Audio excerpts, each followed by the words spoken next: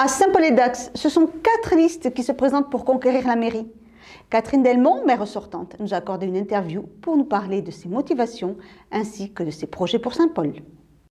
Élue maire en septembre 2012, suite à la démission de Daniel Michel, Cathy Delmont se lance cette fois-ci comme tête de liste dans la campagne des municipales. Ce qui me motive, ce n'est pas la vraie fonction, comme vous dites. Ce qui m'a toujours motivée, c'est que j'ai toujours participé à Saint-Paul à la vie associative. Depuis 10 ans, j'ai été élue conseillère municipale, puis adjointe, puis maire. Et je pense que c'est le même rôle, c'est un peu un rôle identique entre le monde associatif et être élu. C'est-à-dire que c'est travailler avec et pour les Saint-Paulois, en équipe. Et ça, je l'ai toujours fait, c'est ça qui est très intéressant. C'est un travail de terrain, un travail de proximité, c'est rencontrer les Saint-Paulois tous les jours, c'est connaître leurs besoins, écouter leur colère parfois, mais il faut en tirer des enseignements et essayer de bâtir des projets pour que leur vie quotidienne s'améliore, tout au moins le plus grand nombre. Cathy Delmont, tête de liste de Saint-Paul-et-Dax l'Avenir Ensemble, compte dans son équipe des conseillers et des maires adjoints sortants, ainsi que des nouveaux qui se lancent pour la première fois sur une liste municipale. Alors, il y a déjà une majorité de conseillers municipaux et d'adjoints qui ont souhaité repartir avec moi. Et à partir de cette liste, nous sommes 13, donc il manquait 20 personnes. Et ces 20 personnes, je les ai choisies, des personnes qui sont déjà investies dans le milieu associatif, qui ont déjà fait des projets pour Saint-Paul, qui sont impliquées et qui ont envie de s'investir encore plus en tant qu'élus.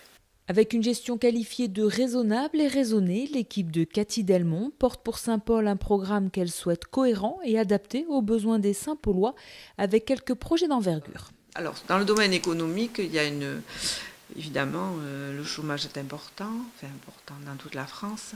Donc, il y a un domaine économique que nous voulons soutenir. Donc, nous proposons, en partenariat avec l'Office de tourisme de commerce, avec tous les investisseurs, tous les entrepreneurs, nous proposons une banque de données qui centraliserait toutes les créations d'entreprises, les demandes d'emploi, les propositions d'emploi. Et tout le monde pourrait aller sur ce site qui réunirait toutes ces données économiques au plus près des Saint-Paulois et concrètement sur la ville de Saint-Paul.